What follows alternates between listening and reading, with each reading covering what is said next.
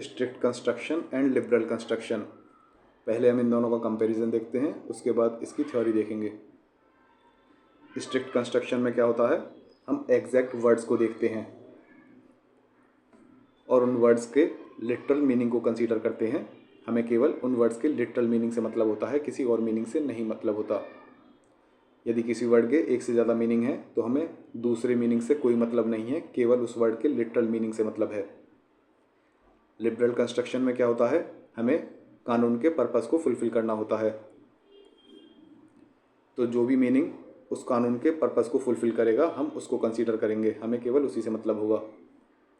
जैसे यदि किसी वर्ड के एक से ज़्यादा मीनिंग पॉसिबल हैं, जैसे मीनिंग 1, मीनिंग 2, मीनिंग 3, और यदि मीनिंग 1 उस कानून के पर्पस को फुलफ़िल नहीं करता, मीनिंग 2 भी उस कानून के पर्पस को फुलफ़िल नहीं करता, और मीनिंग 3 उस कानून के पर्पस को फुलफ़िल करता है, तो हम मीनिंग 3 को कंसीडर कर लेंगे, भले ही मीनिंग 3 उस वर्ड का लिटरल मीनिंग ना हो। पर ऐसा भी नहीं है, हम किसी ऐसे मीनिंग को कंसीडर करें जो उस वर्ड का मीनिंग हो ही नहीं, लेकिन वह मीनिंग उस एक्ट के पर्पस को फुलफ़िल कर रहा है, तो ऐसे मीनिंग को हम कंसीडर नहीं करेंगे, क्योंकि यह उस वर्ड का मीनिंग नहीं है, भले ही यह उसके पर्पस को फुलफ़िल करता हो, तो हम ऐसे मीनिंग को कंसीडर नहीं करेंगे। ये नहीं है कि हमें बस पर्पस फुलफ़िल करना है तो कैसा भी मीनिंग ले लें, जो मीनिंग पॉसिबल है केवल उन्हीं को लिया जाएगा। नेक्स्ट पॉइंट है, ये कंस्ट्रक्शन जो है किन किन तरह के कानूनों में इस्तेमाल होते हैं। स्ट्रिक्ट कंस्ट्रक्शन जैसे पीनल कानूनों में इस्तेमाल होते हैं, जहाँ पर पेनल्टी लगाई जाती है, सज़ा दी जाती है, जैसे IPC.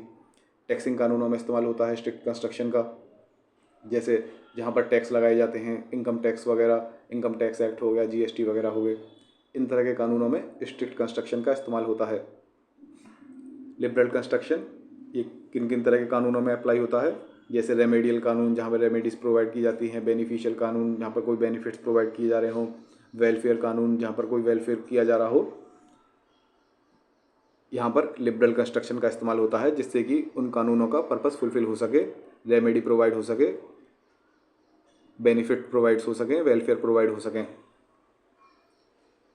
Next point, strict construction में मेन फोकस होता है कि कोई इनोसेंट जो है उसको सज़ा ना मिले, किसी इनोसेंट को सज़ा ना मिले। मान लीजिए इस व्यक्ति ने इस व्यक्ति को गोली मारी, तो हमें कानून के एग्जैक्ट वर्ड्स देखने होंगे, सारी पॉसिबिलिटीज़ देखनी होंगी कि हाँ सारी की सारी सेक्शंस के अंदर जितनी भी कंडीशंस हैं वह फुलफ़िल हो रही हैं, कहीं ऐसा तो नहीं इस व्यक्ति ने अपने सेल्फ डिफेंस में गोली मारी हो।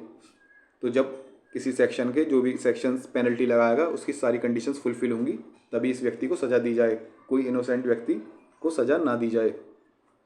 लिबरल कंस्ट्रक्शन में क्या होता है, हमारा फोकस होता है बेनिफिशियरी पे, जिस व्यक्ति को बेनिफिट मिलना है। तो यदि यह व्यक्ति किसी प्रकार से उस रेंज में आता है, बेनिफिट की रेंज में आता है, इसको बेनिफिट मिल सकता है, तो इसको बेनिफिट दे दिया जाए। ऐसा ना हो कि हम कोई भी कंडीशन निकाल के उसको उसके बेनिफिट को रोकें। मेन फोकस होता है एक्ट के पर्पस को फुलफ़िल करना, बेनिफिट्स को प्रोवाइड किया जाए, वेलफेयर प्रोवाइड किया जाए। जैसे यह व्यक्ति, यह लेडी जो है, मान लीजिए इस व्यक्ति की कंपनी में काम करती है और यह प्रेग्नेंट हो गई है, इसको मैटरनिटी बेनिफिट एक्ट के अंतर्गत जो बेनिफिट्स हैं वह मिलने हैं। तो यह पूरी कोशिश की जाती है, कानून का ऐसा इंटरप्रिटेशन किया जाता है, लिबरल इंटरप्रिटेशन किया जाता है कि किसी भी तरह इस लेडी को यह बेनिफिट्स मिल जाएं। लेकिन ऐसा भी नहीं है जो व्यक्ति बिल्कुल ही डिस्क्वालीफाइड हो, किसी भी प्रकार से उसको कहीं से लग नहीं रहा, पॉसिबल नहीं है उसको बेनिफिट्स मिलें, तो ऐसे व्यक्ति को नहीं दी जाती जो टोटली क्लियरली डिस्क्वालीफाइड हो। अब थ्योरी देखते हैं, पहले स्ट्रिक्ट कंस्ट्रक्शन को देखेंगे। Strict construction is also known as narrow construction और रेस्ट्रिक्टिव कंस्ट्रक्शन। यह इन नामों से भी आ सकता है पेपर में कि नैरो कंस्ट्रक्शन के बारे में बताइए या फिर रेस्ट्रिक्टिव कंस्ट्रक्शन के बारे में बताइए। यह स्ट्रिक्ट कंस्ट्रक्शन को ही कहते हैं।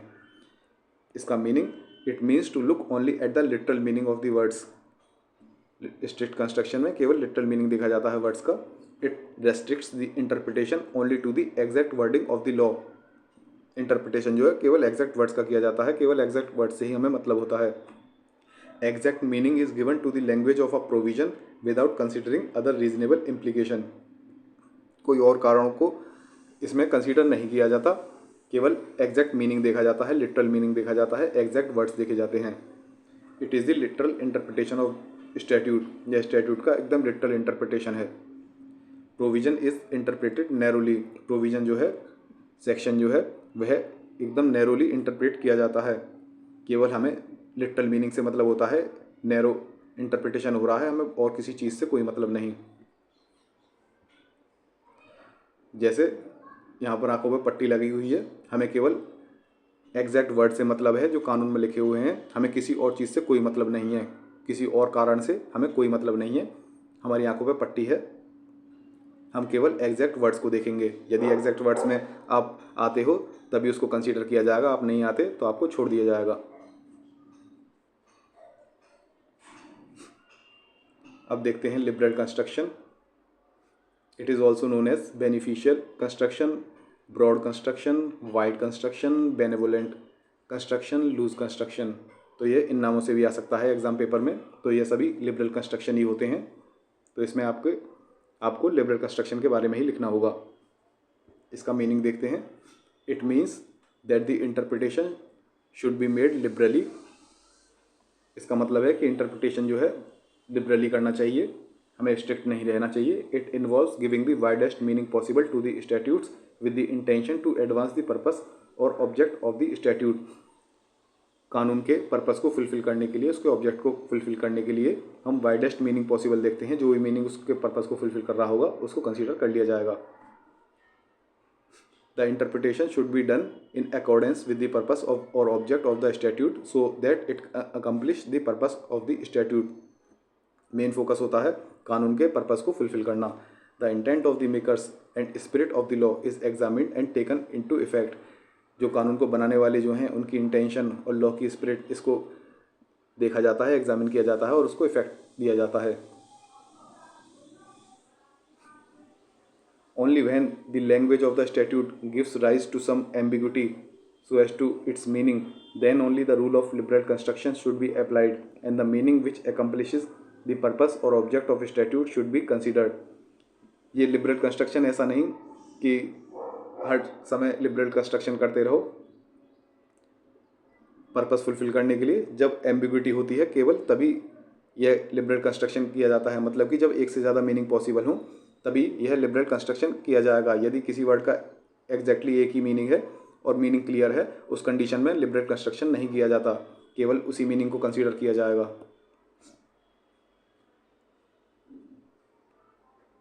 जैसे हमने ऊपर भी देख लिया, यदि कोई और मीनिंग आ रहा है जो कि पर्पस फुलफिल कर रहा है लेकिन वह उसका मीनिंग नहीं है, तो ऐसी कंडीशन में ये नहीं है कि उसको भी कंसीडर कर लो कि भाई ये पर्पस को फुलफिल कर रहा है।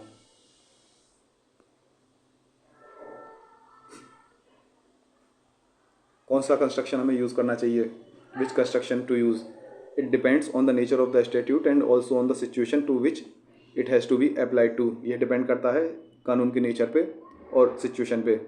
जिस सिचुएशन पे वह कंस्ट्रक्शन अप्लाई करना है, वह कानून अप्लाई करना है। The construction which gives the maximum benefit to the person who is wronged, the victim and also uphold the legislative intent while doing so should be used. जो construction victim को और जिस व्यक्ति के साथ गलत हुआ है उसको मैक्सिमम बेनिफिट प्रोवाइड कराए और यह कंस्ट्रक्शन हम कानून की इंटेंशन को मद्देनज़र रखते हुए उसको कंसीडर करते हुए कर रहे हैं, तो ऐसा कंस्ट्रक्शन हम को यूज़ करना चाहिए। जनरल रूल्स क्या हैं कंस्ट्रक्शन जो है स्ट्रिक्ट कंस्ट्रक्शन और लिबरल कंस्ट्रक्शन के, ये कहाँ कहाँ यूज होता है। General rule for using strict construction पहले देखते हैं। Statutes which impose penalties, punishments, liabilities, burdens must be strictly construed. जो कानून पेनल्टीज लगाती हों, पनिशमेंट्स देती हों, लाइबिलिटीज़ डालती हों, बर्डन्स डालती हों, वह स्ट्रिक्टली कंस्ट्रूड होनी चाहिए। जैसे like in taxing and physical statutes, इन कानूनों में the person has to pay tax which is financial burden.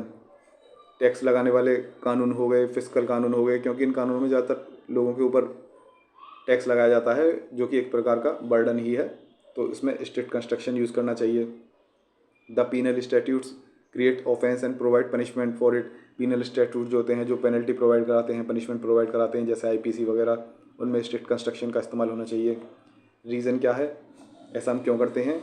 When the law seeks to impose penalty और पनिशमेंट और liability on the person for the act done by him, it must be shown that he clearly fell within the ambit of the section that creates the charge or offense. This is done to save an innocent individual from action. यदि मान लीजिए आपने कोई कार्य किया है, यह आप हैं,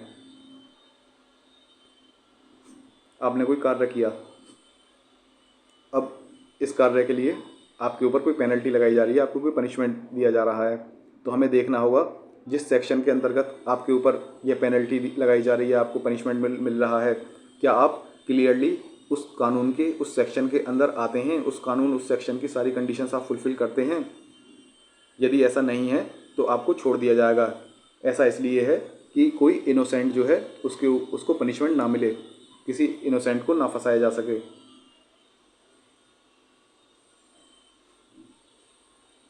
लिबरल कंस्ट्रक्शन कहाँ यूज़ होता है? Statutes meant to benefit a particular class of the society must be liberally construed, like Maternity Benefit Act, Provident Fund Act. जो स्टैट्यूट किसी सोसाइटी की किसी पर्टिकुलर क्लास को बेनिफिट प्रोवाइड कराते हैं वह लिबरली कंस्टिट्यूट करने चाहिए कि भाई हमें बेनिफिट प्रोवाइड कराना है, इस कानून का पर्पस फुलफिल करना है, तो बहुत ही लिबरली इसका मीनिंग निकाला जाए। रीज़न क्या है? Beneficial law needs to be so constitute so as to extend the intended benefit rather than withdrawing it unless the person is clearly disqualified. Reason यह है कि बेनिफिशियल कंस्ट्रक्शन जो करते हैं, लिबरल कंस्ट्रक्शन इसलिए किया जाता है जिससे कि जो बेनिफिट प्रोवाइड कराना है, मेन इंटेंशन यह होता है कि यदि किसी तरह वह व्यक्ति उन कंडीशंस को फुलफ़िल करता है तो उसको जहाँ तक पॉसिबल हो उसको बेनिफिट प्रोवाइड किया जाए। इसका मोटिव ये नहीं होता कि हमें कैसे भी कैसे बेनिफिट विड्रॉ करना है, ये इसका मोटिव नहीं है। इसका मोटिव है बेनिफिट प्रोवाइड कराना। लेकिन यदि व्यक्ति क्लियरली डिस्क्वालीफाइड है, किसी भी तरह से उसको बेनिफिट नहीं मिल सकता, उस कंडीशन में हम लिबरल कंस्ट्रक्शन का इस्तेमाल करके उस पर्सन को बेनिफिट नहीं देंगे। तो यह हो गया आपका strict construction and liberal construction.